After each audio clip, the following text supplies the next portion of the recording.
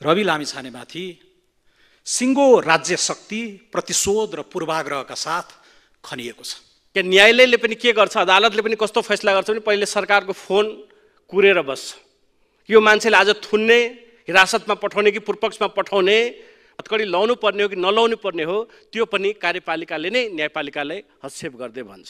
काङ्ग्रेस एमाले मिलेर बनेको सरकारको उपलब्धि यही हो। वास्तवमा सरकारले त धेरै काम गरेको छ, कसले भन्छ काम गरेको छैन। 1 खरबको देशभरिमा गाउँपालिकादेखि नगरपालिकादेखि प्रदेशदेखि गेट बनाउनुदेखि भ्यू टावर बनाएको छ, जहाँ त्यो भ्यू टावरको कुनै काम छैन। देशभरिको भ्यू टावरको खबर त्यो जनताको ट्याक्स पे मनी तपाईँले बर्बाद गर्ने कसले अधिकार दिएछ?